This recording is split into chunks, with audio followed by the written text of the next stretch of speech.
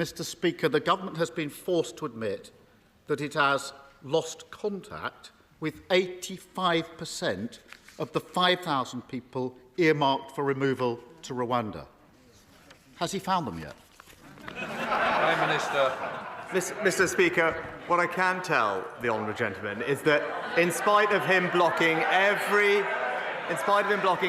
single attempt that we have taken, we have managed now, because of our actions, to reduce the number of people coming here by over a third last year, remove over 20,000 people from this country back to their home countries, carried out 70% more illegal enforcement raids, arrested hundreds of people, closed down thousands of bank accounts, and processed over 100,000 cases, the biggest number in over 20 years, Mr. Speaker. That's because on this side of the House, we want to stop the boats, we have a plan, it's working, and with him we would just go back to square one. My first thought is, how do you actually lose 4,250 people? Then you remember that this is the government that scrapped HS2, but the costs are still rising by billions. This is the government that spent £400 million of taxpayers' money on a Rwanda scheme, yet can't deport a single person. And this is the government that waged a week-long war on the Greek Prime Minister for reasons known only to themselves. And suddenly you're reminded that, of course, this farce of a government could lose the people it was planning to remove. But he didn't answer the question, so I'll ask him again. Where are the 4,250 people that the government has lost? Where are they?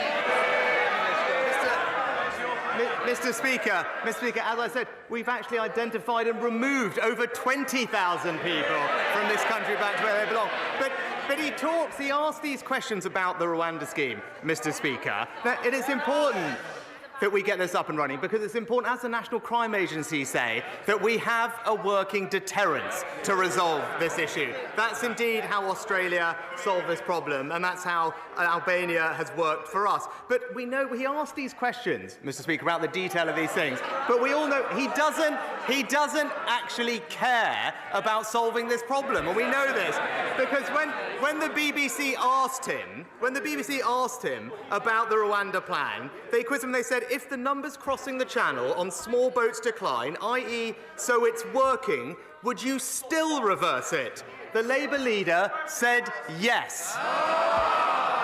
It's crystal clear he doesn't have a plan, and it will be back to square one,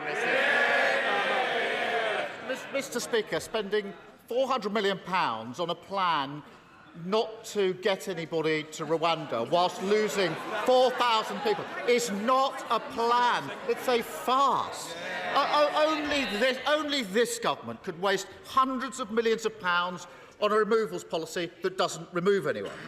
Only this government could claim that it's going to get flights off the ground only to discover they couldn't find a plane.